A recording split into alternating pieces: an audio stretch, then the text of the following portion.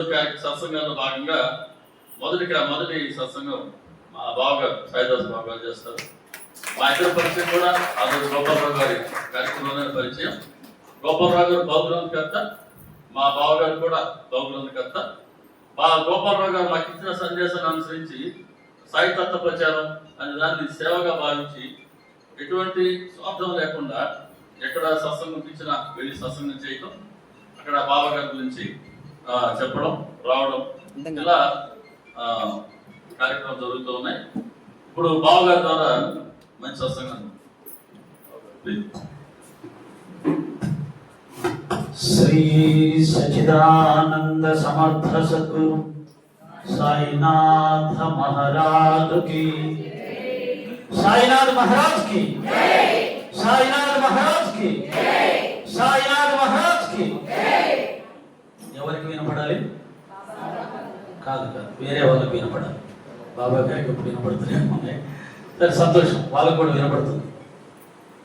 వక్రతుండ మహాకాయ కోటి సూర్య సమప్రభా నిర్విఘ్నం కురు మే దేవ సర్వకార్యేషు సర్వదా.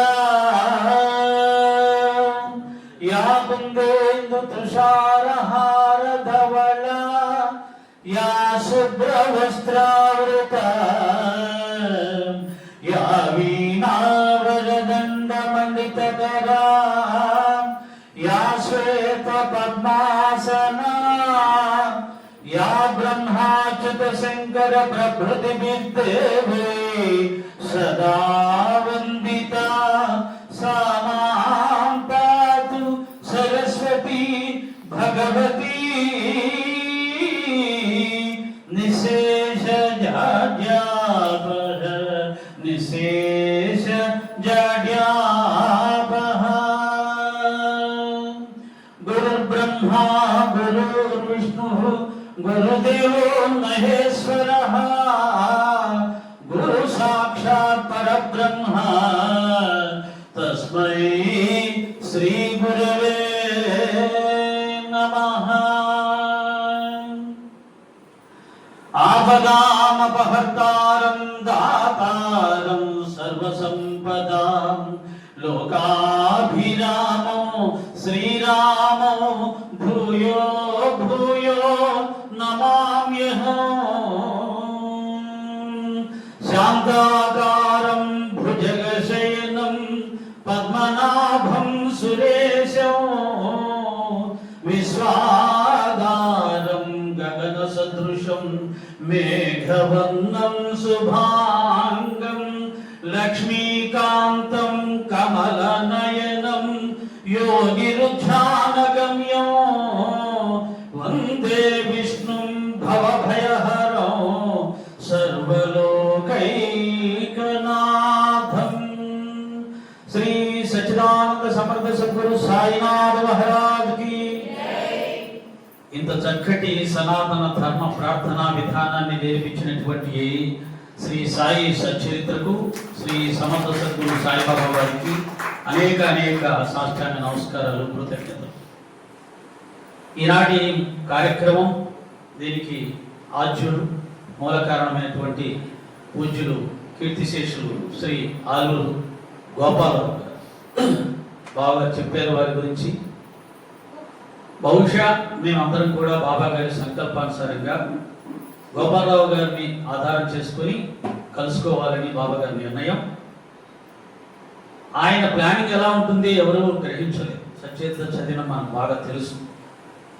దాదాపుగా కొన్ని సంవత్సరాలు దశాబ్దాల ముందు ఏం జరగాలో నిర్ణయించి ఇప్పుడే మొదలు పెడతాడు.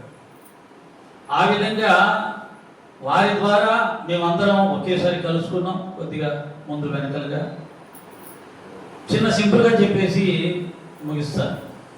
ఆయన ఎక్కువగా ప్రేమించే మనమ్మ గారి అంత్యక్రియలో నేను పాల్గొన్నాను. నేను ఎక్కువగా ప్రేమించే వాళ్ళు గోపాలరావు కార్యక్రమంలో వారు పాల్గొన్నారు. ఇది బాబా గారి యొక్క సంకల్పం. అలాగే వారు ఒక మాట అనేవారు, సాయిదాస్ గారు.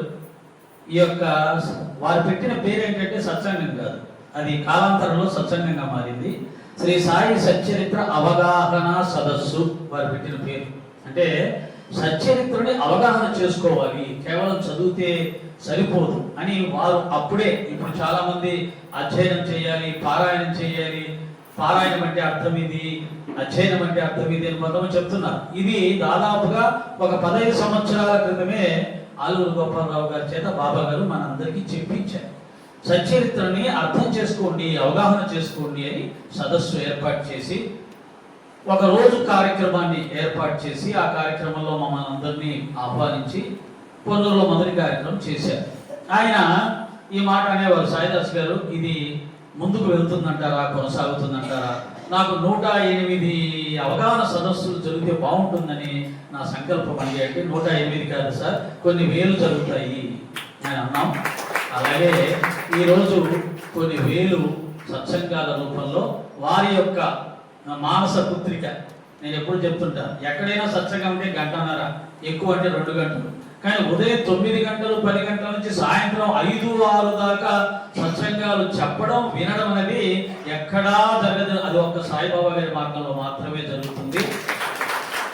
దాన్ని బట్టి భక్తి మార్గంలో సాయిబాబా వారు తన భక్తులు ఎంత గొప్పగా నడిపిస్తున్నారు అనేది అర్థమవుతుంది. సనాతన ధర్మం చెప్పినటువంటి భగవంతుని ఆరాధించాలంటే, చేరుకోవాలంటే భక్తి ప్రధానం. ఆ భక్తికి ఎంత ఎక్కువ సమయం కేటాయిస్తే అంత ఎక్కువగా భగవతత్వం అర్థమవుతుంది. రామకృష్ణ పరమహంస గారు చెప్పారు, ఒక వారంలో ఒక రోజంతా భగవంతుని కేటాయిస్తే అప్పుడు నువ్వు భగవంతుని దగ్గరయ్యే అవకాశం ఉంటుంది అని. ఆ విధంగా 1 రోజు కాదు, 2 రోజులు కాదు, 3 రోజులు కూడా బాబా గారికి అర్పించే స్థాయి భక్తులకు వచ్చింది. అంటే బాబా గారు మనందరినీ కూడా సనాతన ధర్మంలో మహర్షులు కానీ లేదా పరమహంసలు కానీ చెప్పినటువంటి ఆ మార్గంలో మనం నడిపిస్తూ ఉండటాన్ని చూస్తే ఆ మహానుభావుడు ఎవరు అనేది కూడా మనకు అర్థమవుతుంది. సనాతనం అంటే బాబా గారే. సనాతన ధర్మానికి బాబా గారు తప్ప మరి ఎవరూ కూడా నిలువెత్తు నిదర్శనంగా నిలబడలేదు. అంత గొప్ప సనాతన ధర్మాన్ని వారు ఆచరించారు, మన చేత కూడా ఆచరింపు చేస్తున్నారు. ఆ విధంగా ఆనాటి సచ్చరిత్ర అవగాహన సదస్సులు ఇప్పుడు సత్సంగాల రూపంలో చక్కగా రాష్ట్రమంతా వ్యాప్తి చెందుతూ ఉంది. కనుక బాబా గారి మనస్సులో మొట్టమొదట ఎక్కిరాల భరద్వాజ మాస్టర్ గారి ద్వారా రాష్ట్రంలో సచ్చరిత్ర ఆధారితంగా సత్సంగాలు ఏర్పాటు చేస్తే, వారు వెళ్ళిపోయిన తర్వాత సచ్చరిత్ర ఆధారితంగా కాకుండా వారిని ఆరాధించి వారిని ఫాలో అయ్యే భక్తులు మాస్టర్ గారిని ఫాలో అయ్యేవారు లీలామృతాన్ని ఆధారం చేసుకొని సత్సంగాలు జరుపుతూ ఉంటారు. కానీ సచ్చరిత్ర ఆధారితంగా కేవలం బాబా గారిని ఆధారం చేసుకొని బాబా గారిని మాత్రమే గురువుగా సర్వస్వంగా భావించుకొని హేమాడు పంత్ గారు తన జీవితం అంతా తపస్సు చేసి బాబా అనుమతి పొంది అనుగ్రహం పొంది నా గ్రంథాన్ని నేనే రాసుకుంటాను అని బాబా గారి చేత అనిపించుకున్నటువంటి సచ్చరిత్ర గ్రంథాన్ని ఆధారితంగా సత్సంగాలు ఒక మాస్టర్ గారి ద్వారా మాత్రమే జరిగినాయి. అది ఈరోజు మా అందరి చేత మీ అందరి చేత బాబా గారు ముందుకు తీసుకువెళ్ళేలా చేయడం, ఆ సచ్చరిత్ర జ్ఞానయజ్ఞంలో మమ్మల్ని అందరినీ కూడా సమిధలుగా బాబా గారు ఉపయోగించుకోవడం మా అదృష్టం. దానికి మాస్టర్ గారే మూల కారణం కావడం, వారికి మేమంతా సర్వదా కృతజ్ఞులమై ఉండాల్సిందే, వారికి చెప్పుకోవాల్సిందే. అయితే ఇది అందరికీ లభించే అదృష్టం కాదు. బాబా గారు లెక్కల రూపాయలు బాగా వాటిని ఇలా రుద్ది జేబులో వేసుకుంటారు కదా, అలా ఒక్కొక్కరి పుణ్యాన్ని వారు ఆ రూపాయల్లో తన జేబులో వేసుకున్నారు అని అంటారు కదా. మాస్టర్ గారి పుణ్యాన్ని ఈ విధంగా సత్సంగాల రూపంగా వారి పుణ్యం అనంతంగా ఉంది కాబట్టి బావగారికి, నాకు, ఇంకా కొంతమంది వారిని ప్రేమించే మిత్రుల్ని ఆధారం చేసుకుని వారి యొక్క జన్మదినాన్ని సత్సంగాలు నిర్వర్తించుకునేలా చేయడం అనేది మామూలు విషయం కాదు, అందరికి లభించే అదృష్టం కూడా కాదు. అది బాబా గారు వారికి ఇచ్చినటువంటి ఒక గొప్ప జన్మదినం ఫ్లోలో వెళ్ళిపోతుంటే క్షమించండి. కాబట్టి వారి యొక్క వర్ధంతిని ఈ విధంగా సత్సంగాలతో కలిపి జరుపుకోవడం, వారిని స్మరించుకోవడం, ఈనాడు రాష్ట్ర వ్యాప్తంగా జరుగుతున్న సత్సంగాలకి ఆద్యుడు వారే అనే ఒక సత్యాన్ని లోకానికి తెలియచెప్పేలా చేయడం అనేది బాబా గారి దగ్గర మాస్టర్ గారి పుణ్యం అనే రూపాయి చాలా పెద్దగా ఉంది అనేది తెలుస్తూ ఉంది. వారిని బాబా గారు ఎవరిని విడిచిపెట్టరు, ఎవరెవరికి ఏమేమి ఇవ్వాలో వారికి గుర్తు పెట్టుకొని మరీ ఇస్తారు. అలా బాబా అనుగ్రహం పొందిన ముద్దు బిడ్డ బావగారు చెప్పినట్టుగా వారి జన్మదిన సందర్భంగా మనం ఈ కార్యక్రమాన్ని ఇక్కడ సాయి దర్బార్ దీన్ని కూడా బాబాగారి నిర్ణయమే. ఎలా మామూలుగా అయితే జరిగేది కాదేమో. మా బావగారిని 2-3 నెలలు ముందు ఇందులో పంపించాడు. ఎందుకని భవిష్యత్తులో 3 నెలల తర్వాత వచ్చే ఈ కార్యక్రమాన్ని సాయి దర్బార్లో ఏర్పాటు చేయాలంటే ముందు ఆయన ప్రకారం పెట్టారు. సాయి ధర్మక్షేత్రం ఏమన్నాను అని కాబట్టి అలా కాదు, నేను రాగానే ఏమనుకున్నానంటే ఇది సాయి ధర్మక్షేత్రమా సాయి దర్బార్ అర్థం కాదు. ఎందుకంటే సేమ్ మోడల్ మొత్తం సేమ్ యాజ్ టీజ్ ఉంది అనమాట. కాబట్టి అలా ఫిక్స్ అయిపోయి ఉంటుంది. అలా సాయి ధర్మక్షేత్రంలో బావగారికి ఇక్కడ ఒక సత్సంగాల కార్యక్రమం ఏర్పాటు చేసే అవకాశాన్ని బావగారు ప్రసాదించారు. దాని కారణంగా ఇక్కడ ఈ కార్యక్రమాలు ఈనాడు ఏర్పాటు చేయబడింది. అంటే బాబా మాస్టర్ గారిని ప్రేమించే బావగారు, ఆ బావగారు సత్సంగాలు చేస్తున్న ప్రదేశం ధర్మక్షేత్రం. ఈ ధర్మక్షేత్రంలో ఈ కార్యక్రమానికి ఆయన 3 నెలల ముందే ప్లానింగ్ ఏర్పాటు చేశాడు. అంతేకాదు ఇంకా గొప్పగా చెప్పుకోవాలంటే ఈనాడు జరుగుతున్న జాతీయ స్థాయి సాయి భక్త సమ్మేళనాలు, అంతర్జాతీయ సాయి భక్త సమ్మేళనాలకు కూడా బాబా గారు ముందే ప్లాన్ చేసి మాస్టర్ గారి చేత ఈ కార్యక్రమాన్ని ప్రారంభింపచేసి మమ్మల్ని అందరినీ ఆయనకు పరిచయం చేసి మేమంతా కూడా రాష్ట్ర వ్యాప్తంగా తిరుగుతూ సత్సంగాలు జరుపుతూ కొత్త సభ్యులను మాలో చేర్చుకుంటూ ఒక 10-12 మంది సత్సంగాలు చెప్పే స్థాయికి ఎదగడం వల్ల ఈనాడు జాతీయ స్థాయి అంతర్జాతీయ స్థాయి కార్యక్రమం జరుగుతుంది. అంటే బాబా గారి ప్లానింగ్ చెప్తున్నాను. 15 సంవత్సరాల క్రితమే రాబోయే కాలంలో అంతర్జాతీయ కార్యక్రమం ఒకటి జరుగుతుందిరా, నరసింహరావు గారు చేస్తారు, దాంట్లో ఒక 12 మంది కావాలి అని చెప్పి మొదలు పెడితే అప్పుడు 5 మంది ఉన్నాం. 5 మందిలో ఒక 3 ఒకరు వెళ్ళిపోయారు, 2 ప్రస్తుతం ఏకాంతవాసం గడుపుతున్నారు. మిగిలిన 2 బావగారు నేను, మేమిద్దరం కలిపి ఇంకా ఇదిగో ఆదిపూడి గారు, ఇంకా కొంతమంది మా కర్లపూడి కృష్ణ గారు కావచ్చు, ఇంకా శకుంతల గారు కావచ్చు, లేకపోతే నిర్మల గారు కావచ్చు, ఇంకా హరిహరరావు గారు కావచ్చు, మైనపాటి గారు కావచ్చు, ఇలా ఒక 10-12 మంది తయారయ్యారు. అంటే చూడండి వారి ప్లాన్ అంతర్జాతీయ జాతీయ స్థాయి సాయి భక్త సమ్మేళనాలకు పునాది మాస్టర్ గారు చదివి ఎంత పెద్ద ప్లానింగ్. కాబట్టి ఈనాటి ఈ కార్యక్రమానికి ఇక్కడ ఏర్పాటు చేసినటువంటి అన్నిటికీ ఇటువంటి కార్యక్రమాలకు ముందుండి బాబా గారి ద్వారా ఏదైనా పుణ్యం పురుషార్థం వస్తుంది అంటే అది మా జైలులో వేయండి అని జోలిపెట్టి ఆ భిక్షను స్వీకరించే మన కుమార్ గారు అదృష్టవంతులు. వారిని కూడా ఈ సందర్భంగా అభినందిస్తూ ఉన్నాను. మా బావగారికి ఒక మంచి సత్సంగ సాధనా ప్రదేశం ప్రసాదించినందుకు బాబా గారికి కూడా ధన్యవాదాలు చెప్తున్నాను. ఎందుకంటే ఆయన సత్సంగ ప్రేమికుడు, సత్సంగాలు చెప్పకుండా ఆయన ఉండలేడు, బలహీనత. కాబట్టి ఎక్కడ నెల్లూరు అంటే నెల్లూరు రాగానే ఆయనకు ఒక పెద్ద అద్భుతమైనటువంటి మందిరాన్ని ప్రసాదించి ఆయన బిడ్డలను ఆయన ఎలా ప్రేమిస్తాడో మనకు దీని ద్వారా తెలుస్తుంది. సత్సంగాన్ని ప్రేమించే వారికి సత్సంగాలకు కావాల్సిన ఏర్పాట్లన్నీ ఆయన చూస్తాడు. గ్రంథరచనలు చేసే నాలాంటి వారికి గ్రంథరచనలకు కావాల్సిన ఏర్పాట్లన్నీ ఆయనే చూస్తాడు. ఈ కార్యక్రమాలు ఏర్పాటు చేస్తే బాగుంటుంది అని ఏర్పాటు చేయడంలో శ్రద్ధ చూపించే ఇటువంటి వాళ్ళకి ఆ ఏర్పాట్లన్నీ ఆయన చూస్తాడు. ఆ విధంగా అన్నీ ఆయనే మూలం. కాబట్టి మన అందరం కూడా పాత్రధారులు, సూత్రధారి ఆయనే.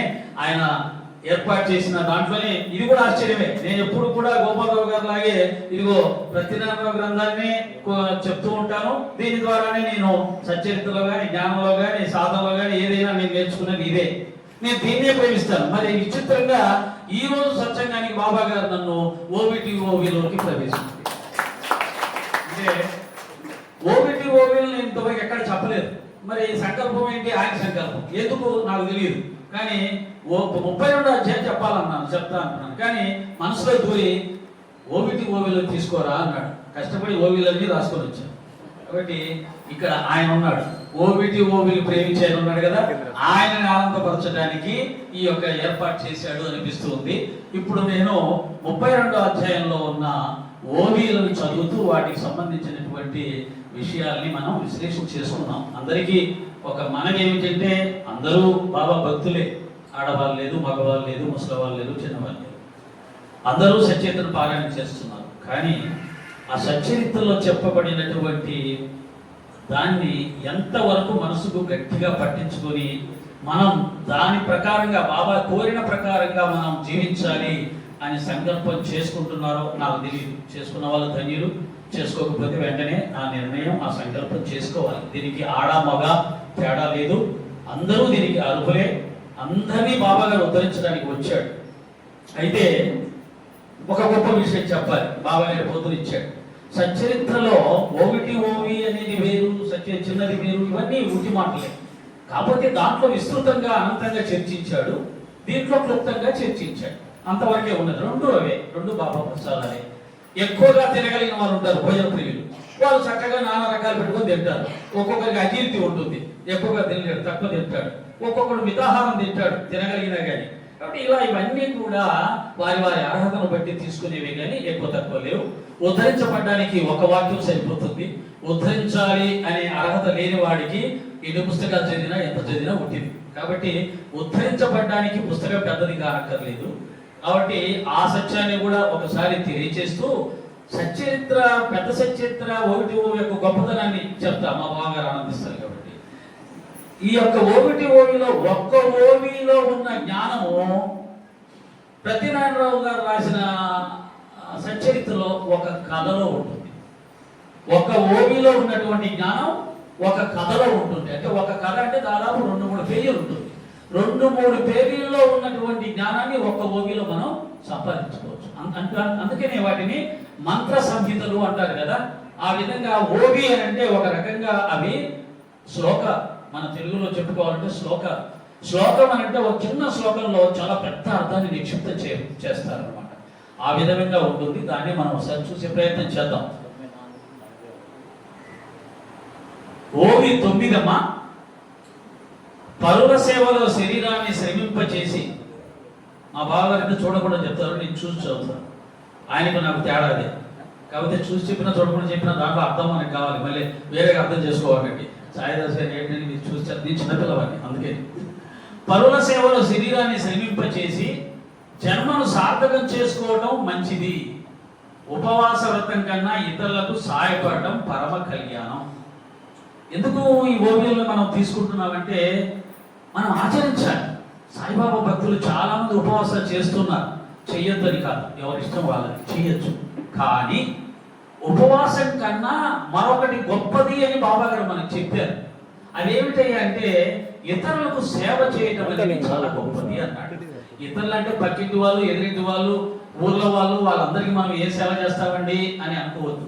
ఉపవాసం చేసిన రోజు నీ ఇంట్లో ఉన్న కుటుంబ సభ్యులకు కూడా నీవు మనస్ఫూర్తిగా శ్రద్ధ పెట్టి సేవ చేయలేవు. ఏమండి నేను ఈరోజు ఉపవాసం, కాస్త టీ చేసి పెట్టివ్వండి. ఏమండి ఈరోజు నేను ఉపవాసం, కాస్త కూరగాయలు కోసివ్వండి. ఏమండి నేను రోజు ఉపవాసం, కాస్త వీలైతే కాస్త రూమ్ చిమ్మండి, నీరసంగా ఉంది. అయిపోయింది.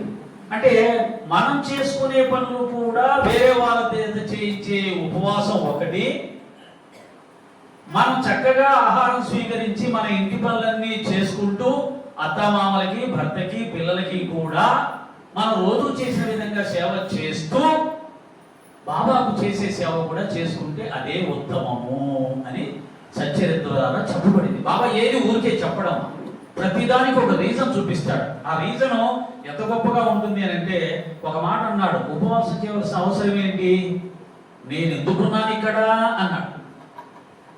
ఉపవాసం చేసి లోపల ఉన్నటువంటి ఆత్మారాముని బాధ పెట్టాల్సిన అవసరం ఏంటి, అవయవాలన్నింటినీ నీరసింప చేయాల్సిన అవసరం ఏమిటి. హేమడపంతి చెప్తాడు, లోపల ఆకలితో నకనకలాడుతూ ఉంటే భగవంతుని మీద మనసు ఎలా నిలబడుతుంది? నిజమా కాదా? అందరూ ఆలోచించుకోండి. పూర్తిగా ఏమీ తినకుండా ఉపవాసం ఉన్న రోజు ఉన్నట్టుగా మనసు బలంగా ఉంటుందా, శరీరం బలంగా ఉంటుందా? ఇందాక నామస్మరణ చేసినట్టుగా చేయగలుగుతామా? చేయలేము. సాయిరామ్ సాయిరామ్ అంట. అదే తింటే మనం పుష్పక చెప్పినట్టుగా ఓం సాయి, శ్రీ సాయి, జయ జయ సాయి అలా అంటాం కదా. కాబట్టి ఇది ఒక్కటి బాబాగారు చెప్పడమే కాదు, స్వయంగా రామకృష్ణ పరమహంస గారు కూడా చెప్పారు. ఏమన్నారంటే బాగా తినండి, బాగా నిద్రపోండి, మెలకువ రాగానే భగవంతుని స్మరణలో గడపండి. ఇంతకంటే ఏం కావాలి? బాగా తినండి, బాగా నిద్రపోండి, మెలకువ రాగానే భగవంతుని స్మరణ గడపండి. అంటే మెలకుగా ఉన్నప్పుడల్లా భగవన్ నమస్కారం చేసుకుందాం, భగవంతుడి గురించి ఆలోచిద్దాం. కానీ బాగా తిని మూడు పూటలా తిని రాజకీయాలు మాట్లాడుతూ సినిమా సీరియల్ గురించి మాట్లాడుకుంటూ పక్కింటి వాళ్ళ గురించి మాట్లాడుకుంటూ ఎదురింటి వాళ్ళ గురించి మాట్లాడుకుంటూ లోకాభిరామైన మాట్లాడుకుంటూ ఏం లాభం? కాబట్టి అలా చెప్పలా. తినడం తప్పు కాదు, నిద్రపోవడం తప్పు కాదు, మెలకువగా ఉన్నప్పుడు ఏమి చెయ్యాలో అది చేయకుండా ఉండడం తప్పు అని మహాత్ములు చెప్పారు. అదే బాబా గారు చెప్పారు. కాబట్టి హేమడుతో మాట అంటాడు, బాబా మార్గం ఎంత గొప్పదంటే నడుముకు సతిమూట కట్టుకుని ప్రయాణం చేసినట్టు హాయిగా చేయొచ్చు. సతిమూట అంటే ఎప్పుడు కావాలంటే అప్పుడు నోట్లో అటుకులు వేసుకుంటూ మిఠాయి తింటూ ప్రయాణం చేయడం, ఎప్పుడు కావాలంటే అప్పుడు తినొచ్చు. కానీ తింటూ సాయిరా, తింటూ సాయిరా, తింటూ సాయిరా ఇలా చేయమన్నాడు. అంటే దీంట్లో బాగుంటుందా? ఉపవాసం చేసుకొని నీరసపడిపోతూ ఒక గోడ కానుకొని ఎప్పుడు సాయంత్రం అయిద్దా, ఎప్పుడు మంచి టిఫిన్లు చేసి పెడతారా ఇంట్లో వాళ్ళు, ఇలా అనుకుంటూ ఉండడం వల్ల ఏ లాభం ఆలోచించుకోండి. ఉపవాసం ఆరోగ్యం కోసం చేయండి, కానీ భగవంతుని అనుగ్రహం కోసం చేయక్కర్లేదు అనేది బాబా గారు చెప్పిన సిద్ధాంతం. దీన్ని భగవద్గీతలో కృష్ణుడు కూడా చెప్పాడు. సనాతన ధర్మం అంటున్నారు కదా, బాగా వినండి. సనాతన ధర్మానికి ప్రతీక అయినటువంటి భగవద్గీతలో కూడా శ్రీకృష్ణ పరమాత్మ ఏం చెప్పాడంటే,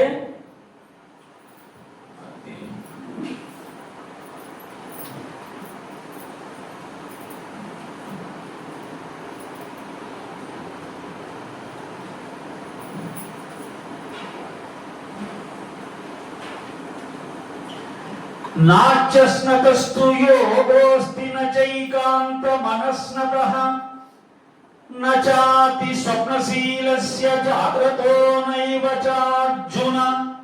అధ్యాయం 6 శ్లోకం 16. ఏమన్నాడు కృష్ణుడు అంటే, అధికముగా భుజించు వానికి, బొత్తిగా భుజించని వానికి, అట్లే అధికముగా నిద్రించే వానికి, ఎల్లప్పుడూ మేలుకొని ఉండేవానికి యోగము సిద్ధించదు. భగవద్గీతలో కృష్ణ పరమాత్మ చెప్పాడు. అసలు తినకుండా ఉండేవాడికి, ఎప్పుడూ తింటూనే ఉండేవాడికి, అసలు నిద్రించకుండా ఉండేవాడికి, ఎప్పుడూ నిద్రించేవాడికి యోగం సిద్ధించదు. దీని అర్థం ఏంటంటే మితాహారం, పళ్ళు పాలు స్వీకరిస్తూ ఉపవాసం చేయొచ్చు. కొంతమంది అన్ని వదిలిస్తే పుణ్యం ఎక్కువ వస్తుందని చెప్పేసి కఠిన ఉపవాసం చేస్తుంటారు, నీళ్లు కూడా తాగరు. కాబట్టి దీనిని మన యొక్క లోపట ఉన్నటువంటి ఆత్మారామాన్ని, శరీరాన్ని హింసించుకోవడం అంటారు. ఇది బాబా గారు యాక్సెప్ట్ చేయలేదు. ఇంకొక అభయం ఇచ్చాడు, నేను ఎందుకున్నాను ఇక్కడ అన్నాడు. అంటే మీకు అంత కష్టం, అంత శ్రమ లేకుండానే ఆధ్యాత్మిక మార్గంలో మిమ్మల్ని ప్రవేశపెడతాను, మిమ్మల్ని ఉద్ధరిస్తాను అని చెప్పాడు అనేది ఈ యొక్క ఉపవాసానికి సంబంధించినటువంటి ఒక మంచి ఓవి. పరమార్థంపై శ్రద్ధ కలవారు ఎలా దృఢమైన అభ్యాసం చేయాలి, శాశ్వతమైన వస్తువును సాధించడానికి ఎలా కఠినమైన సాధన చేయాలి, ఇది ఈ అధ్యాయంలో మూడవ కథలో వస్తుంది. అంటే బాబా గారు ఒక యజమాని దగ్గర పనిచేసినప్పుడు ఆయన దగ్గర పనిచేసే 3 వ్యక్తుల కన్నా బాబా గారికి అధికంగా కూలి ఇచ్చాడంట. దాన్ని కోట్ చేస్తూ ఈ ఓవి రాయబడింది. అంటే ఇది ప్రథమార్థంలోనే, అధ్యాయం ప్రారంభంలోనే ఈ ఓవి రాయడం జరిగింది. అంటే ఆ కథలో బాబా గారికి ఎక్కువ ఫలితం ఎందుకు వచ్చింది అనే దాన్ని ఇక్కడ చెప్పాడు. అంటే బాబా గారు అందరికంటే కఠినమైన సాధనలు చేశారు, కఠినంగా గురువుని ఆరాధించారు, ప్రేమించారు, సేవ చేశారు, అందరికంటే గొప్పగా సేవ చేశారు. అందుకే నేను ఎక్కువ ఫలితం వచ్చిందనే దానికి సంబంధించిన ఓవి ఇది. తర్వాత 17వ ఓవిలో వేదాంగ అధ్యయనాలు శృతి శాస్త్ర పారాయణాలు చేసినా గురు కృప లేకుండా జ్ఞాన ప్రాప్తి లేదు. ఇప్పుడు అంటున్నారు కదా, వేదాలు, ఉపనిషత్తులు, పురాణాలు రకరకాలుగా చెప్తున్నారు, అవి గొప్పవి, ఇవి గొప్పవి, సచరిత్ర ఏమిటి అని చెప్పి. కానీ శాస్త్రం ఏం చెప్తుంది అంటే, వేదాలు గాని, ఉపనిషత్తులు గాని, పురాణాలు గాని ఏవి చదివినా కానీ గురువు అనుగ్రహం లేకుండా ఎవరు కూడా పూర్ణమైన ఫలితాన్ని పొందలేరు శాస్త్రం చెప్తుంది. కాబట్టి అటువంటి శాస్త్రవాక్యాన్ని ఇక్కడ ఈ యొక్క ఓవిలో చెప్పడం జరిగింది. అలాగే ఇతర సాధనలన్నీ వృధాశ్రమ మాత్రమే. జపం చేయి, తపం చేయి, ధ్యానం చేయి, ఏదైనా చేయి, గురువు అనుగ్రహం ఉందా, నీ గురువు ఉన్నాడా? మనం చాలాసార్లు అనుకున్నాం, గురువు ఉన్నారు, నా గురువు ఉన్నాడు అన్న వాళ్ళు చేతులు ఎత్తండి అని అన్నప్పుడు ఇంతకు ముందు ఎత్తండి. నాకు గురువు ఉన్నాడు అన్న వాళ్ళ చేతులు ఎత్తండి. నాకు గురువు ఉన్నాడు అన్న వాళ్ళ చేతులు ఎత్తండి. అందరూ ఎత్తాలి, అందరూ ఎత్తాలి. అందరి గురువు ఉన్నాడు. రాజాధిరాజు యోగిరాజు గురువు పెట్టుకొని ఇంకా సంశయిస్తే అలాగా ఇంతకు ముందే చెప్పడం జరిగింది. అప్పుడు వచ్చిన వాళ్ళు కూడా ఇలాగే కొంతమంది ఎత్తారు. ఇప్పుడు మా బావగారు ఎంతగానో అందరూ చూసి ఎత్తేసారు. పర్లేదు సుబ్రహ్మణ్యం గారు ఎత్తారు కాబట్టి భయం లేదు, మనం ఆయన పేరు చెప్పేద్దాం ముందని చెప్పేసి. కాబట్టి మనందరికీ గురువు ఉన్నాడమ్మా. శ్రీ సచ్చిదానంద సమర్థ సద్గురు, సద్గురు సమర్థ సద్గురు. మిగతా వాళ్ళందరూ గురువులు ఉండొచ్చు, కానీ మనకు సద్గురు కూడా కాదు, సమర్థ సద్గురు ఉన్నాడు. కానీ ఎక్కడికి పోయినా ఎవరైనా సరే మీకు గురువు ఉన్నాడంటే ఉన్నాడు, మా గురువు సాయిబాబా ధైర్యంగా చెప్పండి. అంతేగాని మీ గురువు పేరు చెప్పమంటే మళ్ళీ ఎవరంటారేమో, ఉపదేశం తీసుకున్నారంటే ఏ ఉపదేశం అంటారేమో, ఇవేం అక్కర్లేదు. ఉపదేశం తీసుకున్నారా, సాయిబాబా గారు మీకు ఉపదేశం ఇచ్చాడు అంటే ఏ ఉపదేశం ఇచ్చాడు మనకు? ఉపదేశాలతో మీకు అవసరం లేదు, అదే బాబా గారి ఉపదేశం. మరి ఏంటయ్యా మీ మార్గం? ప్రేమ మార్గం. బాబా గారిని నేను ప్రేమిస్తే మమ్మల్ని ఆయన ఉద్ధరిస్తాడు. తల్లి తాబేలు పిల్ల తాబేలు మార్గం, ఆ మార్గం. రెండు మార్గాలు చెప్పారు కదా, కిషోర మర్కటం న్యాయం, మార్జాల కిషోర మార్జాల కిషోర న్యాయం. ఈ రెండు మార్గాలు ఉన్నాయి. రెండు మార్గాల కంటే అతీతమైన మరొక మూడవ మార్గాన్ని బాబా గారు చెప్పింది తల్లి తాబేలు పిల్ల తాబేలు, మాది ప్రేమ మార్గం. ఓకే, కాబట్టి ఇది చెప్పాలి, మీరు చెప్పగలగాలి. తర్వాత 20 ఏమన్నానంటే, నాశవంతమైన ఈ ప్రపంచ వృక్షం యొక్క వ్రేళ్లు పైకి ఉంటాయి, దాని శాఖలు విస్తారంగా వ్యాపించి ఎవరికైనా కాస్త కూడా ఊహకు అందకుండా ఉంటాయి. ఈ యొక్క అధ్యాయంలో ఒక ముఖ్యమైనటువంటి సత్యాన్ని మనకు తెలియజెప్తున్నారు. ఈ ప్రపంచాన్ని ఒక వృక్షంతో పోల్చారు మహాత్ములు. గీతలో కూడా చెప్పబడింది. ఏం చెప్పారు? ఊర్ధ్వమూల మదస్యాక అశ్వత్థం ప్రాహురవ్యయం చందాంసి యస్య పర్ణాని యస్తం వేద సవేదవితు. అంటే ఈ యొక్క సంసార వృక్షం ఎలా ఉందని చెప్తున్నాడు. అది కొమ్మలు ఆకులు అన్ని కిందికి ఉన్నాయి, దాని వేళ్ళు పైకి ఉన్నాయి అంటున్నాడు. ఇది భగవద్గీతలో చెప్పబడిన శ్లోకాన్ని సచ్చరిత్రలో మనకి ఇక్కడ చెప్తూ ఉన్నాడు. ఈ సంసార వృక్షం ఎలా ఉందయ్యా అంటే, అది వేళ్ళు పైకి, దాని యొక్క చెట్టు కిందికి ఉంది అంటూ ఉన్నాడు. ఏమిటయ్యా దానికి అర్థం ఏంటంటే, చెట్టుకు ఆధారం ఏంటి, మూలం ఏంటి? వేళ్ళు.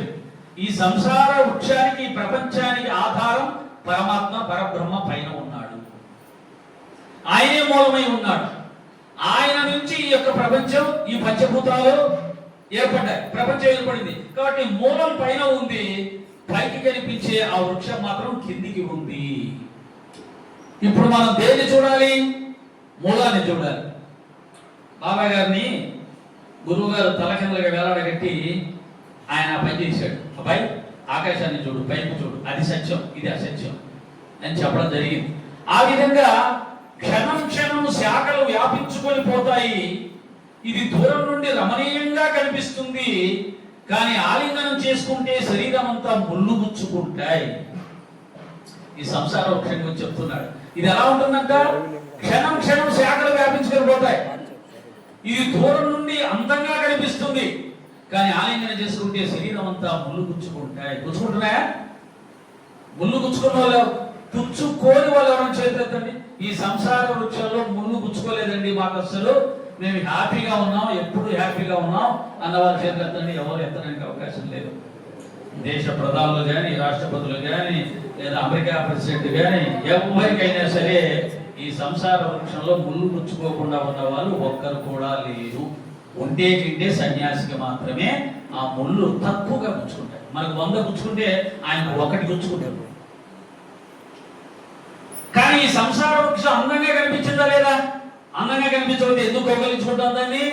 పెళ్లి కాక ముందు రంగురంగులుగా కనిపించింది, చాలా అద్భుతంగా కనిపించింది. అబ్బా పెళ్లి చేసుకుంటే ఎప్పుడు ఇలాగే ఉంటుందేమో, ఆనందంగా ఉంటుందేమో, సినిమా పాటల్లాగే మన జీవితం కూడా గడిచిపోతుందేమో అని చాలా చాలా అందంగా కనిపించింది. కాబట్టి అందరూ పెళ్లి చేసుకున్నాం. మనకంటే పెద్దవాళ్ళు చెప్పారు, బాబు పెళ్లి చేసుకున్న వాళ్ళు సుఖపడ్డ వాళ్ళు ఎవరు లేరురా, అన్ని కష్టాలే, వద్దురా అంటే నువ్వు అలాగే చెప్తావు పిచ్చివాడా. మేము మాత్రం పెళ్లి చేసుకుంటే మీలా ఉంటాం, చాలా హ్యాపీగా ఉంటాం అని అనుకునే చేసుకున్నాం.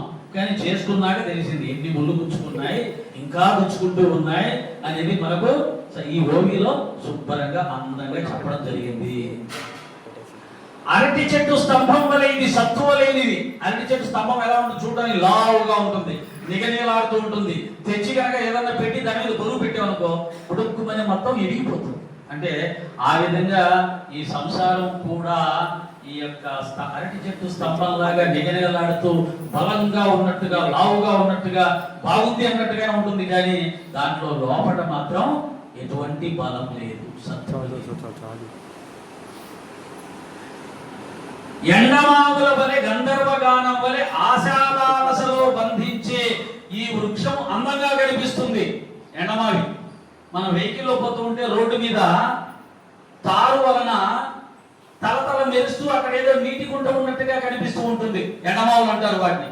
అరే రోడ్డు మీద నీళ్లు ఉన్నాయి అనుకుంటాం, అక్కడికి వెళ్ళగానే అక్కడ నీళ్లు కనిపించవు. అలాగే గంధర్వ గానం అన్నాడు. గంధర్వ గానం అంటే ఏమిటి? ఎవరన్నా విన్నారా గంధర్వ గానం? గంధర్వ లోకం ఉందని విన్నాం, గంధర్వులు విన్నారని విన్నాం. గంధర్వ గానం ఎవరన్నా విన్నారా? వినలా. అలాగే అంటే ఉందని విన్నాం కానీ వినలేదు. అలాగే ఈ సంసారంలో సుఖం ఉందనుకొని దిగాం కానీ లేదు. ఉన్నట్టుగా భ్రమింపచేస్తుంది. ఎప్పుడెప్పుడు? మధ్యాహ్నం మంచి భోజనం చేసేటప్పుడు భలే ఉంది అనిపిస్తుంది, రాత్రి బాగా నిద్రపోయేటప్పుడు భలే ఉంది అనిపిస్తుంది, టీవీలో మంచి సీరియల్స్ చూసేటప్పుడు జీవితం ఇంతకంటే ఉంది, బ్రహ్మాండం ఉంది కదా అనుకుంటాం. మంచి పట్టు చీరలు కొనుక్కున్నప్పుడు కూడా ఆ జీవితం అద్భుతంగా ఉంది అనిపిస్తుంది. ఇంటికి మంచి టీవీ పెద్దది, ఓ 75 ఇంచెస్ తెచ్చిపెట్టుకొని ఫస్ట్ టైం చూసేటప్పుడు ఆ జీవితం ఇంతకంటే ఏముంది అనిపిస్తుంది. మంచి ఇల్లు కట్టుకొని గృహప్రవేశం చేసేటప్పుడు సచరతలో కూర్చున్నప్పుడు ఆహాహా ఎంత బాగుంది, 2 అంతస్తులు బిల్డింగ్ కట్టుకున్నాం, ఇంకా వాళ్ళందరూ వచ్చి చూసి పొగుడుతూ ఉంటే జీవితం ఇలాగే ఉంటుంది అని అనుకుంటాం. కానీ ఆ తర్వాత మళ్ళీ అవన్నీ పాత అయిపోతాయి. మళ్ళీ మళ్ళీ మళ్ళీ జీవితంలో ముళ్ళు గుచ్చుకోవడం మొదలు పెడుతూనే ఉంటాయి. అంతేనా? ఎక్స్పీరియన్స్ అయితే అంతే కదా. ఓకే. తర్వాత 23వ కవిగా ఉన్నాడంటే ఇది అజ్ఞానం వల్ల కలిగే కోరికల కారణంగా చేసే కర్మల నుండి ఉద్భవించింది. పెద్ద లైను. దేనివల్ల? అజ్ఞానం వల్ల కలిగే కోరికలు.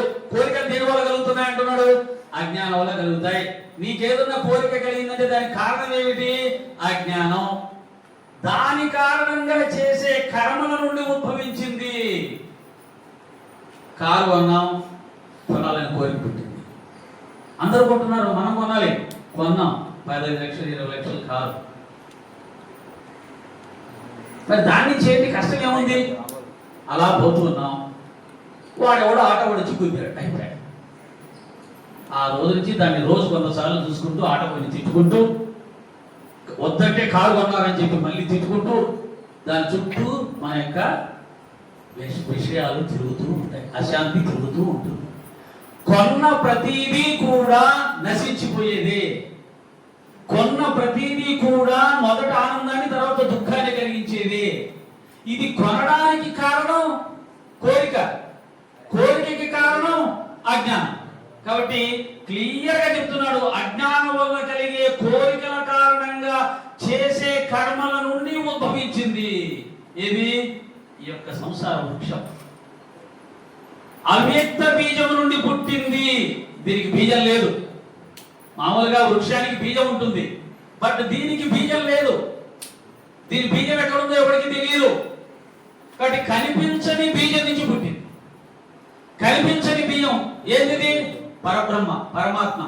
ఆయన నుండి మాయ పుట్టింది, మాయ నుండి మూల ప్రకృతి పుట్టింది, మూల ప్రకృతి నుంచి పంచభూతాలు పుట్టాయి, పంచభూతాల నుంచి పంచేంద్రియాలతో కూడినటువంటి జీవకోటి పుట్టింది.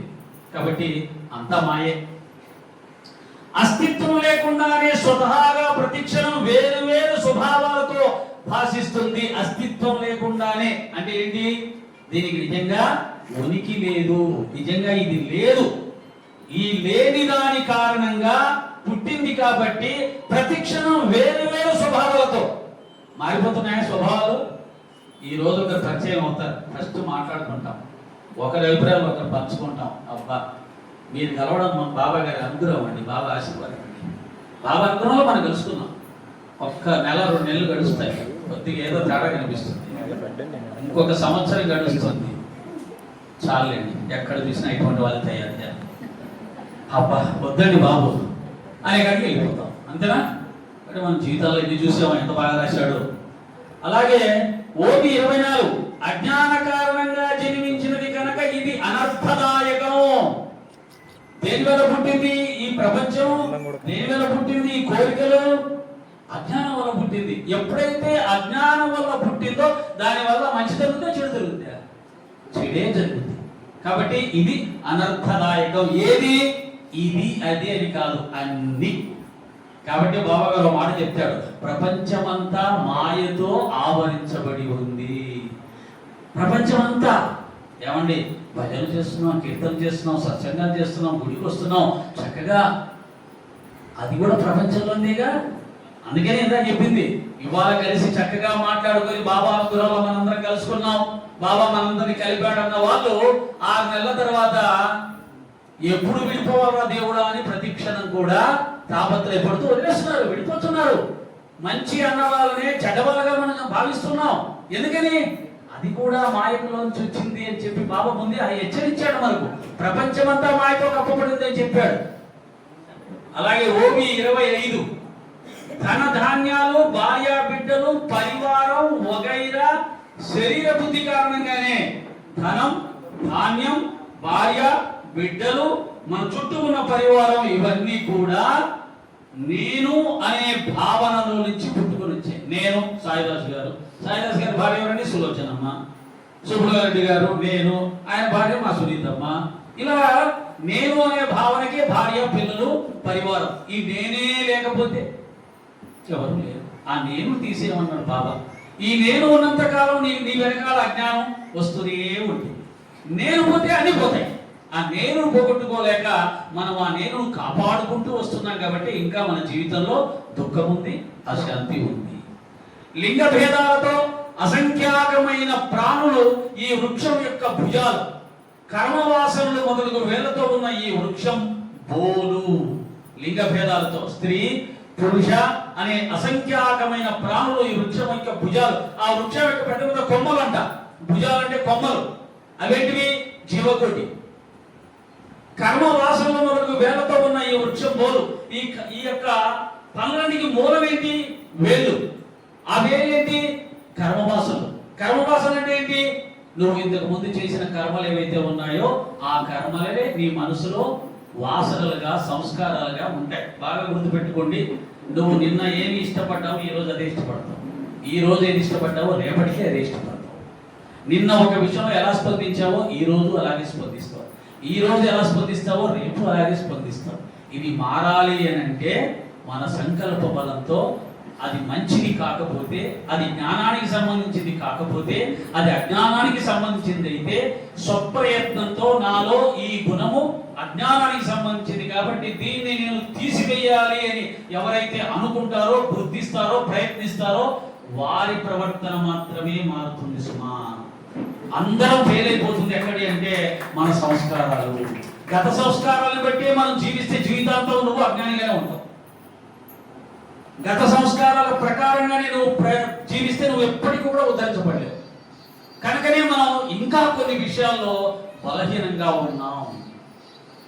శృతి స్మృత్యాది పత్రాలతో నిండి శబ్ద స్పర్శాది చిగుళ్లతో నిగనిగలాడుతూ యజ్ఞదానాది క్రియా కుసుమాలతో శోభిస్తూ సుఖ దుఃఖాలనే ద్వంద్వ రసాలతో నిండి ఉంది.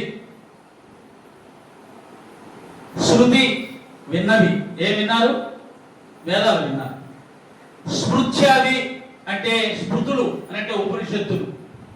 ఈ 2 పత్రాలతో నిండి శబ్దస్పర్శాది చిగుళ్లతో ఇది అందంగా కనబడుతుందంట. చాలా మందికి అందంగా కనబడుతుంది. దేనివల్ల? వేదాలు, ఉపనిషత్తులు, పురాణాలు, యజ్ఞాలు, యాగాలు, దానాలు, ధర్మాలు, ఆహా ఇవన్నీ చేస్తుంటే ఎంత పుణ్యం సంపాదించుకోవచ్చు అనేవి చేస్తూ జీవిస్తూ ఉంటారు. అవి మానవ జన్మ ఎందుకంటే చాలా గొప్పగా ఉంది. ఇవన్నీ చేస్తున్నాం కదా, యజ్ఞాలు, దానాలు, ధర్మాలు, వేదాలు పఠనం చేస్తున్నాం, ఉపనిషత్తు పఠనం చేస్తున్నాం, పురాణాలు పఠనం చేస్తున్నాం అని మనల్ని ఆకర్షింప చేస్తూ మానవ జన్మని ఇష్టపడేలా కూడా చేస్తున్నాం. అలాగా సత్సంగాలు చేస్తూ బ్రహ్మాండంగా సత్సంగా చేస్తున్నాం, అందరూ వింటున్నారు, బ్రహ్మాండంగా చెప్తున్నారు అంటున్నారు. ఇంతకంటే ఇంకేం కావాలని మేము అరే బ్రహ్మాండంగా పాడుతున్నాం, ఇంత బాగా పాడుతున్నాం అక్క, ఎంత బాగుంది అక్క నీ గొంతు అని చెప్పి మీరు అంటూ ఉంటే ఆమె ఇలా మనని ఈ యొక్క సంసారం బాగానే ఉంది కదా అని భ్రమింపచేస్తుంది తప్ప ఇది కూడా మాయలోని భాగమే. అదే చెప్తున్నాడు అక్కడ. శబ్దస్పర్శాది చిగుళ్లతో నిగనిగలాడుతూ యజ్ఞదానాది క్రియా కుసుమాలతో శోభిస్తూ సుఖ దుఃఖాలని తొందరసాలతో నిండి ఉంది. ఎక్కడి నుంచి దుఃఖం వస్తుంది? పుష్పక్క చేత పాట పాడించారు 4 పాటలు, ఇంకో అక్క చేత 1 పాడించారు. దుఃఖం రాదా ఒక అక్కకి? పాపం అయితే అంటే పాటల ఆధారంగా దుఃఖం. సాయిదాస్ గారికి బావగారు కొద్దిగా 10 నిమిషాలు ఎక్కువ ఇచ్చాడు, ఇంకొకరికి 10 నిమిషాలు తగ్గించాడు, టైం అయిపోతుంది. దుఃఖం రాదా? ఇక్కడ రాదు, బయటికి వెళ్ళాక వచ్చేస్తుంది. సాయిదాస్ గారికి ఏంటండి 10 నిమిషాలు ఎక్కిస్తాడా, 10 నిమిషాలు తగ్గిస్తాడా? ఇలాంటి దుఃఖాలు ఎన్ని ఉన్నాయి. కాబట్టి ఆధ్యాత్మిక మార్గంలో కూడా దుఃఖాలు ఉండే అవకాశాలు ఉన్నాయి, మనకు కనబడుతున్నాయి ఇక్కడ. కాబట్టి ఇదేమి అందమైనది కాదు. ఒక ఆయన వేద పఠనం చేస్తే 1,00,000 రూపాయలు ఇచ్చారు, ఇంకొక ఆయన వేద పఠనం చేస్తే 20,000 ఇచ్చాడు. 20,000 ఇచ్చిన ఊరుకుంటాడా? వాడికి ఏమీ రాదు, వాడి పెట్టాడు, వాడికి ఏమొస్తుంది? వాడికంటే నేనే గట్టిగా చదువుతాను కానీ వాడికి 1,00,000 రూపాయలు. ఏదో బ్రాండ్ అండి, బ్రాండ్ పేరు మీద వచ్చేస్తుంటాయి అని ఇలా తనుకొని సావరా, తిట్టుకొని సావరా, విమర్శించుకోరా. కాబట్టి ఇందులో కూడా మాయ ఉంది కదా, ఇందులో కూడా ఈర్ష్యాద్వేషాలే ఉన్నాయి కదా. కాబట్టి బాబా గారు చెప్పినట్టు ఈ ప్రపంచం అంతా కూడా మాయతో కప్పబడి ఉంది సుమా, తస్మా జాగ్రత్త అనే దానికి ఈ ఓవి మనకు చెప్తుంది. దీని ఫలాలకు అంతు అంటూ లేదు, అన్నిటికీ ఇదే జీవనాధారం. భూర్భువాది సకల లోకాలు దీనికంటే వేరుగా గొప్ప సత్యం చెప్తున్నాడు. భూలోకంలోనే కాదు, దేవలోకంలో కూడా ఈ మాయ ఆవరించి ఉంది, ఊర్ధ్వలోకాల్లో కూడా మాయ ఆవరించి ఉంది. ఎక్కడ మాయ లేకుండా ఉన్న ప్రదేశమే లేదు. ఎక్కడ మాయ లేకుండా ఉంది? ఒక్క పరమాత్మలోనే మాయ లేకుండా ఉంది, ఆత్మలోనే మాయ లేకుండా ఉంది. ఎందుకు మాయ లేకుండా ఉంది? అక్కడ ఏమీ లేనివాడు మాత్రమే ప్రవేశిస్తాడు.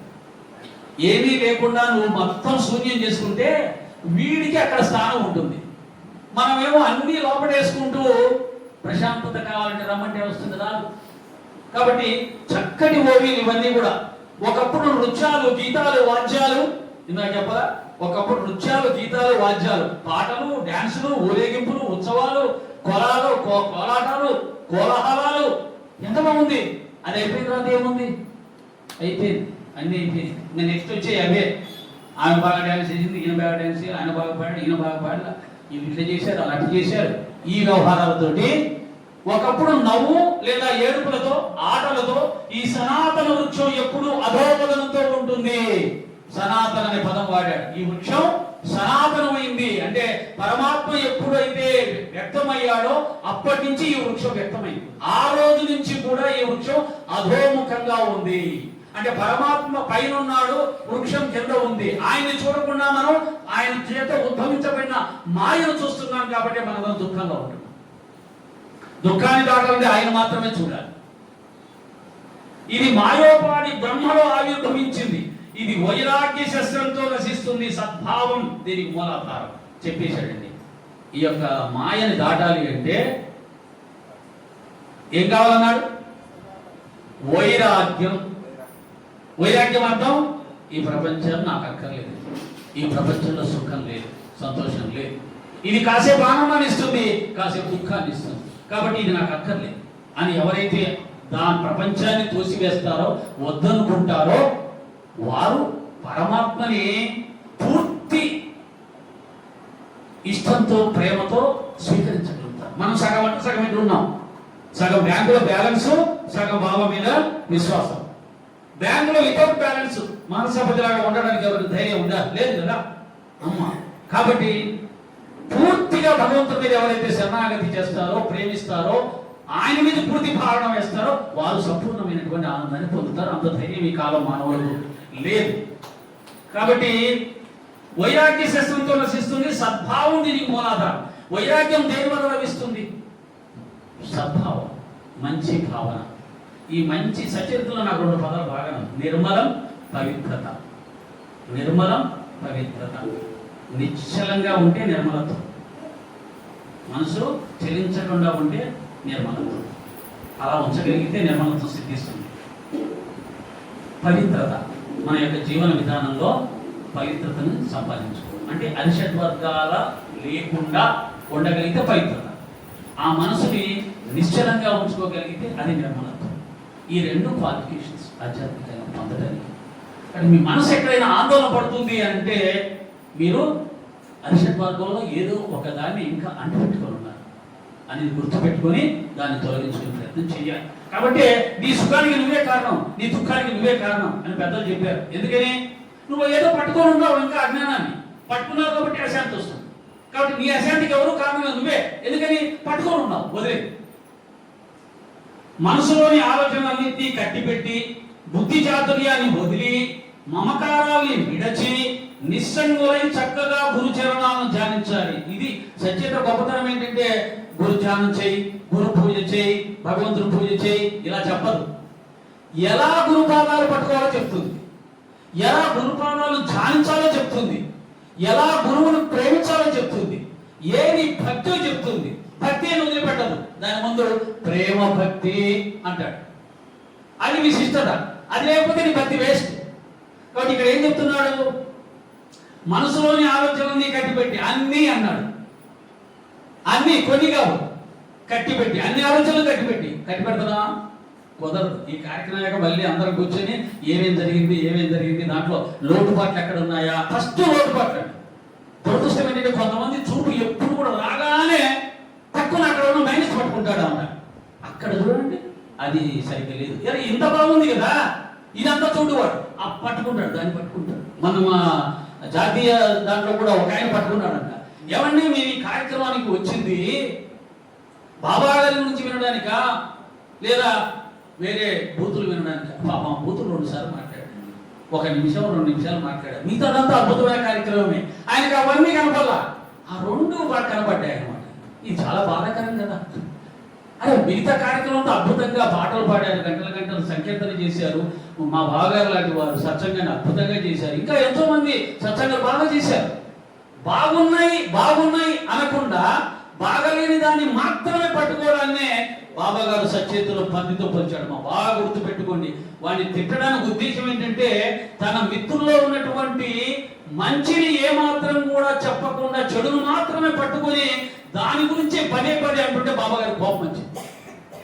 సచరిత్రలో నాకు తెలిసి బాబా గారు కోపంగా స్పందించినటువంటి ఏకైక సంఘటన అదే. ఈయన రామదాసి కూడా అంత కోపంగా మాట్లాడుతున్నా కానీ బాబా గారు మాత్రం నెమ్మదిగా హెచ్చరించాడు. ప్రేమగా మాట్లాడలేవా, నెమ్మదిగా మాట్లాడలేవా, శ్యామ మనవాడు కాదా? కానీ ఇతని విషయం ఏమన్నాడు? నీలాంటి వాడికి షిరిడి మాత్రం ఏ ఉపయోగపడుతుందా అన్నాడు. పందిలాగా నువ్వు ఇతరుల అశుద్ధాన్ని స్వీకరించినట్టుగా వాళ్ళ చెడుని నాలుగుతో నాకుతున్నావురా అన్నాడు. అంటే అంత కఠినంగా బాబా గారు స్పందించిన విషయం ఆ సందర్భం. అలాగా పెద్ద కార్యక్రమాలకు వచ్చిన వాళ్ళు దాంట్లో జరిగినటువంటి గొప్పవన్నీ వదిలేసేసి రంధ్రాన్వేషణ చేస్తూ దాన్ని పట్టుకొని వాళ్ళ బుద్ధి ఎలా ఉంటుందని వీళ్ళని మాత్రం బాబా క్షమించడు. కాబట్టి ఎందుకు చెప్తున్నాను ఇంత గట్టిగా అంటే మనలో కూడా ఉంటాయి, తెలుసో తెలియకో ఉంటాయి. ఆ బలహీనతలు పోగానే మంచిని చూద్దాం. ఇప్పుడు అదిపుడి గారు వచ్చారు. అసలు ఏంటండి మందిరం ఇలా ఉంది, ఒక మందిరాన్ని మించి మరొక మందిరం కట్టుకున్నారు వీళ్ళు. అంటే మంచిని చూశాడు, రాగానే అలా ఎంత బాగుంది అనుకుంటున్నాడు. దీంట్లో ఏదో పట్టుకొని ఇది ఇలా రాయకూడదే, ఇది ఇలా ఉండకూడదే అంటే ఇది చాలా బలహీనమైనటువంటి బలహీనత, ఉండకూడని లక్షణం. బాబా అస్సలు యాక్సెప్ట్ చేయని లక్షణం అని గుర్తుపెట్టుకొని ఎక్కడైనా నేను ఎక్కడో ఒక దాంట్లో చూశాను, ఎదుటి వాళ్ళలో ఉన్నటువంటి గొప్పతనాన్ని అంగీకరించేదే నిజమైన ఆధ్యాత్మికత. ఎదుటి వాళ్ళలో ఉన్నటువంటి గొప్పతనాన్ని అంగీకరించేదే నిజమైన ఆధ్యాత్మికత. కాబట్టి ప్రతి వాళ్ళలో మంచి ఉంటుంది, చెడు ఉంటుంది. ముందు మంచి చెప్పండి, తర్వాత చెడు దగ్గరికి వెళ్తాం. అంతేగాని ముందే చెడు తీసుకొని గంటల దాని మీద వద్దు. అది మనని మనం పాడు చేసుకున్నట్టుగా అవుతుందని తెలియజేస్తూ కుతర్కాలను పారద్రోలాలి. లేకపోతే అవి మార్గంలో అడ్డు వస్తాయి. ముందే చెప్పించాడు బాబా నా చేత, ఇవన్నీ మన ఆధ్యాత్మిక మార్గంలో అడ్డు వస్తాయి. కుతర్కాలని పారదోలాలి అంటే తర్కం. వాడు తప్పుగానే చేస్తుంటాడు, తప్పుడు ఆలోచన ఉంటుంది, బలహీనత ఉంటుంది, కానీ వాడిని కనుక నువ్వు ఎత్తి చూపిస్తే వాడు సమర్థించుకోవడానికి ప్రయత్నం చేస్తూ ఉంటాడు. ఇటువంటి తర్కం మంచిది కాదు. నీదేదైనా బలహీనత ఉంది అని ఎవరైనా చెబితే వెంటనే దాన్ని యాక్సెప్ట్ చేయాలి. ఎస్, నాలో ఈ బలహీనత ఉంది, మీరు కరెక్ట్గా చెప్పారు, నేను దాన్ని తీసేసుకోవాలి, బాబా గారు నాకు చెప్పిస్తున్నాడు అని అనుకుంటే అది ఎంతో గొప్ప ఫలితాన్ని ఇస్తుంది. నాకే ఉందా, నీకు లేదా, పెద్ద చెప్పొచ్చావు అయిపోయా అంటే ఏంటి? నీలో ఉన్నటువంటి దాన్ని నువ్వు యాక్సెప్ట్ చేయడానికి సిద్ధంగా లేవు, గొడవకు వచ్చేస్తున్నావు. కాబట్టి ఈ కుతర్కాలు అనేవి నీ ఆధ్యాత్మిక మార్గంలో అడ్డు వస్తాయి. అహంకారాన్ని అరికాలి కింద నలిపివేస్తేనే భవాన్ని దాటి తీరానికి చేరుకోగలుగుతాం. అహం వాదన ఎక్కడి నుంచి వస్తుందన్నాడు బాబా 2వ అధ్యాయంలో. వాదన అహంకారం నుంచి పుట్టుకొస్తుంది, వాదన చేయడం వల్ల అశాంతి కలుగుతుంది అన్నాడు. కాబట్టి ఈ బాబా మార్గం అంతా తీసుకుంటే ఒక్క మాటలో చెప్పాలంటే అహంకారాన్ని తీసివేయండి. అహం అనగా కోపం కాదు, క్రోధం కాదు, నేను అనే భావన. నేను మంచివాడిని, నేను భక్తుడిని, నేను జ్ఞానిని, పర్లేదు ఉంచుకోండి, కానీ నేనే మంచివాడిని, నేనే భక్తుడిని, నేనే జ్ఞానిని, ఇంకెవరికి ఏం తెలియదు. ఇది జ్ఞాన అహంకారం, భక్తి అహంకారం, సత్వగుణ అహంకారం. ఈ అహంకారం పనికిరాదు. కనుక అసలు నేను భక్తుని అంటేనే అహంకారం ఉన్నట్టు, మళ్ళీ నేనే భక్తుని అంటే వాడు అసలు పనికిరాడు. ఈ విధంగా ఈ యొక్క సచ్చరిత్ర ఉపోద్ఘాతంలో ఊర్ధముఖంగా ఉన్నటువంటి ఆ యొక్క సంసార వృక్షంలో ఎన్ని మాయలు ఉన్నాయి, అవి మనల్ని ఎలా మాయలో పడేస్తూ ఉన్నాయి, వాటి నుంచి మనం ఎలా బయటపడాలి అని అంటే మనలో ఉన్న బలహీనతను సంస్కరించుకుంటూ, ఈ ప్రపంచం అంతా మాయతో కప్పబడి ఉంది కాబట్టి మంచి కానీ చెడు కానీ రెండు మాయే. నాకు అనిపిస్తుంటుంది అప్పుడప్పుడు కొంతమంది నాతో మాట్లాడి చెప్తారు, ఫలానా అతను అలా, ఫలానా అతను ఇలా, ఫలానా ఓకే వదిలేయండి, బాబా గారు చెప్పారు కదా, మంచి కానీ చెడు కానీ ఏది ఇతరులదో అది వారి దగ్గర ఉన్నది, ఏది నీదో అది నీ దగ్గర ఉన్నది. చెడు అతని దగ్గర ఉందా, అది అతనికి సంబంధించిన విషయం, దాని ఫలితం అతను అనుభవిస్తాడు, నీకెందుకు? నువ్వు మంచివాడిగా ఆ ఫలితం నువ్వు అనుభవిస్తావు, హ్యాపీగా సంతోషంగా ఉండు. కనుక లోకం ఎక్కడ దెబ్బతింటుంది, పెద్ద పెద్ద సాధకులు ఎక్కడ దెబ్బతింటారంటే వాడాలా వాడాలా వాడాలా. వాడాలా అయితే నీకెందుకు, దాని ఫలితం అనుభవించాడు వాడు, నువ్వు కాదు కదా. కాబట్టి ఈ ఒక్కదాన్ని కూడా మనం సరి చేసుకునే ప్రయత్నం చేస్తే మనం సంస్కరించబడతాం అని తెలియజేస్తూ బాబా గారు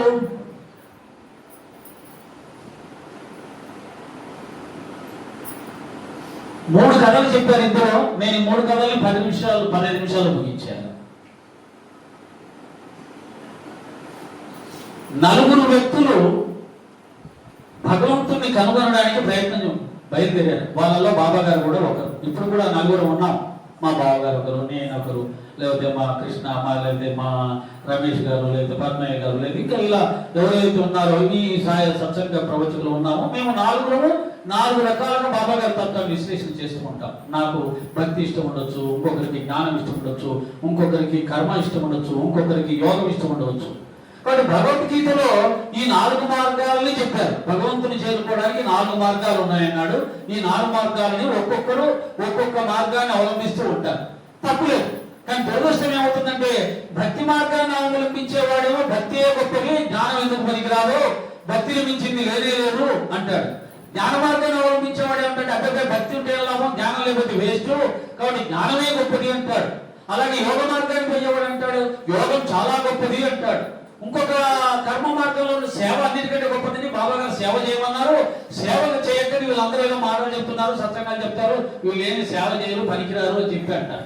ఇలా ఎవరి మార్గాన్ని వాళ్ళే గొప్పగా అనుకుంటూ ఇతర మార్గాల్ని తక్కువ చేసి మాట్లాడడం కూడా మనందరం చూస్తూ ఉంటాం. ఇది కేవలం ఈ 4 మార్గాలే కాదు, మతాలకు కూడా అతించబెట్టింది. నా మతమే గొప్పది, అవతల మతం ఎందుకు పనికిరాదు, నా దేవుడే గొప్పవాడు, నా మతానికి సంబంధించిన దేవుడే గొప్పవాడు, ఇతర మతాలకు సంబంధించిన దేవుడు అసలు పనికిరాడు. ఈ పనికిమాలటువంటి అజ్ఞానం వల్ల చేసే ఇటువంటి వ్యాఖ్యల వల్లనే సమాజంలో అనేకమైనటువంటి గొడవలు, అశాంతికి కారణమవుతున్నాయి. కాబట్టి బాబా గారు అటువంటి 4కి సంబంధించిన ఒక కథని చెప్పాడు. మేమందరం కూడా దేవుణ్ణి ఎదగడానికి వెళ్తున్నాం అబ్బాయి. ఆ వెతకడానికి వెళ్ళేటప్పుడు ఒక్కొక్కరు ఒక్కొక్క మార్గంలో ఆలోచించుకుంటూ ముందుకు వెళ్ళాం. ఆ సందర్భంలో ఆయన ఏం పోలుస్తాడయ్యా అంటే,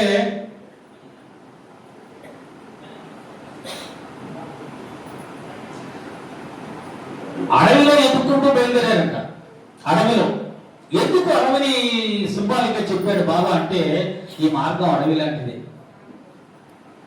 మా నల్లమల అడవిలోకి తీసుకెళ్లి వదిలేసాం అనుకోండి, కొన్ని వేల కిలోమీటర్లు వ్యాపించింది. తీసుకెళ్లి మధ్యలో వదిలేస్తే ఎటుపోతే ఊరొస్తుందో తెలియదు, ఎటుపోతే ఏ గుర్తు వస్తుందో తెలియదు, ఎటుపోతే ఏ పులి వస్తుందో తెలియదు, ఎటుపోతే ఏమొస్తుందో తెలియదు. నడి సముద్రంలో వదిలేస్తే పరిస్థితి అంతే. ఈ ఆధ్యాత్మిక మార్గం కూడా అటువంటిదే. అందుకనే అందరూ కూడా ఎవరికి తోచింది వాళ్ళు మాట్లాడుకుంటూ మాదేవ రైతు వాదించుకొని కొట్లాడుకుంటాడే కానీ ఈ నలుగురిలో ఎవరు కూడా దేవుడిని చూడలేదు. విచిత్రం ఏంటంటే దేవుడిని చూసిన వాడు ఎవరు లేడు, కానీ దేవుడిని చూసిన వాడు ఎవరు లేకుండానే నా మార్గమే కరెక్ట్ అంటాడు. అది నువ్వు దేవుడిని చూసినాక చెప్పు నీ మార్గం కరెక్ట్ అని. నువ్వు దేవుడిని చూడలేదు, కనీసం దేవుడికి సంబంధించినటువంటి మినిమం నాలెడ్జ్ కూడా లేకుండానే నా మార్గమే కరెక్ట్ వాదించేసుకుంటూ ఉంటాడు. దీన్ని రామకృష్ణ గారు చెప్తారు. ఒకడు నడుచుకుంటూ వెళ్తుంటే ఊసర మిల్లి అక్కడ కనపడింది అడవిలో. అది తెల్లగా కనపడిందంట. వీడు వెళ్ళిపోయాడు. ఇంకొకడు వచ్చాడు, వాడికి అది ఎర్రగా కనపడింది. ఇంకోటి వచ్చాడు, గ్రీన్ గా కనపడింది. ఇంకోటి వచ్చాడు, పచ్చగా కనపడింది. వీళ్ళు నలుగురు కలిసి తనపడి మొదలుపెట్టాడు. నేను వెళ్తూ ఉంటే దారిలో ఒక జంతువు కనపడిందిరా, ఒక జీవి, అది పచ్చగా ఉంది అంటాడు. ఎలా ఉంది అంటే తోట ఉంది, తోటలాగా ఊపుతుంది. నేను చూశాను, అది తెల్లగా ఉంది అంటాడు. అక్కడ నీ మాట నీకే తెలుసు, అది పచ్చగా ఉంది. నలుగురు కలిసి తనుకుంటారు. నిజానికి అది ఊసలు వెళ్ళి ఒకటే జీవి, రంగులు మారుస్తూ ఉంది. కానీ వీడేం చేస్తాడు, వాడు చూసినప్పుడు ఉన్నటువంటి రంగు గురించే మాట్లాడతాడు. అలాగా తయారైపోయింది సమాజం అంతా కూడా. కాబట్టి భగవంతుడిని చూసిన తర్వాతనే ఎవరికైనా సరే నా మార్గం కరెక్ట్ అని చెప్పే అధికారం ఉంటుంది తప్ప, భగవంతునికి ఎంతో వేల లక్షల కోట్ల మైళ్ళ దూరంలో ఉండి నా మార్గమే కరెక్ట్, నేను చెప్పిందే కరెక్ట్ అనే మూర్ఖ శిఖామణులు కూడా ఆ రోజుల్లో ఉన్నారు, ఈ రోజుల్లో ఉన్నారు, ఇక ముందు కూడా ఉంటారు. ఆ విధంగా వాళ్ళ నలుగురు అలా ప్రయాణం చేస్తూ వెళ్తున్నప్పుడు ఒక వంజరవాడు వచ్చాడు. ఆ వంజరవాడు ఎక్కడికి వెళ్తున్నారని అడిగారు. వాళ్ళు చెప్పలేదు, దాచిపెట్టుకున్నారు విషయం. సరే ఏదన్నా తిని వెళ్ళండి అని అన్నాడు. వాళ్ళు వినలేదు, వెళ్ళిపోయారు. మళ్ళీ తిరుగుతూ మళ్ళీ అక్కడికే వచ్చారంట. మా అలాగే అంటే ఈ ఆధ్యాత్మిక మార్గంలో సాధనలు చేస్తూ భగవంతుని చేరుకోకుండా పుస్తక జ్ఞానంతో మాత్రమే మాట్లాడుతూ వాదించుకునేవాడు ఎక్కడ ఉంటాడా అంటే, ఎక్కడున్నవాడు అక్కడే ఉంటాడు. కాబట్టి ఏదైనా ఆధ్యాత్మిక మార్గంలో నువ్వు ఉన్నత శిఖరాలు అధిరోహించాలి అంటే, సత్యాన్ని దర్శించాలంటే, సచ్చరిత్రలో కానీ ఇతర గ్రంథాల్లో కానీ ఏమి చెయ్యమన్నారో అది చెయ్యాలి.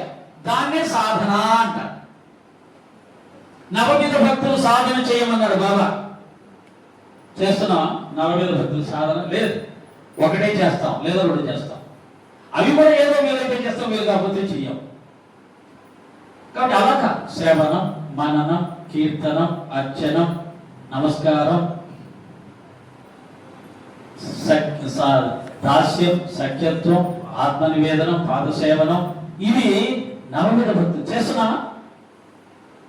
ఊరికే చేయడం కాదు. బాబా గుడి పెట్టిన నమస్కారం పెడుతున్నాం కదండి, కాదు. దాన్ని సాధనగా భావించి చేయాలి. నమస్కారం పెట్టేటప్పుడు ఒక రకమైన ప్రార్థనతో చేయాలి. సేవ చేసేటప్పుడు కూడా నిష్కామ భావంతో నిస్వార్థంగా సేవ చేయాలి. దాస్యం చేసేటప్పుడు దాసుడిగా అహంకారాన్ని అణుచుకొని చెయ్యాలి. సఖ్యత్వం చేసేటప్పుడు భగవంతుడు నేను స్నేహితులం అనే ఒక గొప్ప స్థితికి చేరుకున్న తర్వాత చెయ్యాలి. ఈ నవవిధ భక్తుల సాధనని చేయమన్నారు, చేస్తున్నామా? చేయట్లేదు. ఏమీ చేయకుండా ఆధ్యాత్మిక ఉన్నతి మనకి ఎలా లభిస్తుంది అనేది కూడా మనం తెలుసుకోవాలి. నా లెక్కన 10 నిమిషాలు, సరే ఒక 5 నిమిషాలు తగ్గిస్తాను నీకోసం. ఆ విధంగా వంజనవాడు ఇచ్చినటువంటి ప్రసాదాన్ని కాదని వాళ్ళు వెంటనే మొదలు పెట్టారు. రెండోసారి వచ్చినప్పుడు బాబా గారు మాత్రమే అతని ప్రేమకులకి ఆహారం స్వీకరించాడు. అక్కడ ఆధ్యాత్మిక సాధనకి, ఆధ్యాత్మికంలో ఉన్నత శిఖరాలు అధిరోహించడానికి ఒక అర్హత చెప్పాడు. ఎదుటివాడిలో ఉన్నటువంటి ప్రేమను తెలుసుకోవడమే ఆధ్యాత్మిక సాధనకు అర్హత అన్నాడు. అంటే ఎదుటివాడు నిన్ను ప్రేమిస్తున్నాడు అన్నప్పుడు ఆ ప్రేమను స్వీకరించి వాడిని ఆనందింపచేసేదే నిజమైనటువంటి ఆధ్యాత్మిక సాధన అర్హత అన్నాడు. కానీ కొంతమంది మొండితనం ఉంటుంది, కొంతమంది నియమాలు ఉంటాయి. బాబా యాక్సెప్ట్ చేయడు నీ నియమాన్ని తీసి పక్కన పెట్టు. ఫస్ట్ అతని ప్రేమకు తలకు ప్రేమను అంగీకరించు, అతను ఆనందపరచు. కానీ ఆ విధమైనటువంటి ఒక గొప్ప ఆ యొక్క సాధన మార్గాన్ని కూడా మనకు చెప్పడం జరిగింది.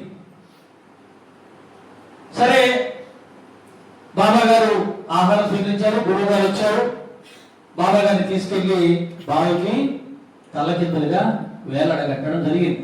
బాబా చేసిన చర్యలకి మనం ఒక్కొక్కరు ఒక్కో రకంగా భావన చేసుకోవచ్చు. అది నిజమైన భావన ఏంటి అంటే బాబా గారికి తెలుసు, మనకు తెలియదు. కానీ మనం భావన చేయొచ్చు. అయితే ఆ భావన మన సాధనకు ఉపయోగపడేలా ఉండాలి.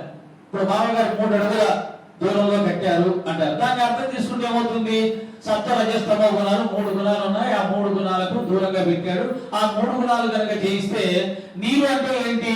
నారాయణ. నారాయణ అంటే శ్రీమన్నారాయణ నివసించే నీరు, అమృత స్వరూపం, అది జీవనాధారం అని. కాబట్టి ఆ నీరు అనే అమృతాన్ని పొందే అవకాశం ఎప్పుడు వస్తుందంటే ఆ 3 అడుగుల దూరాన్ని నువ్వు దాటినప్పుడు, సత్వరజస్తమ గుణాలను దాటినప్పుడు అని చెప్పి ఒక భావన.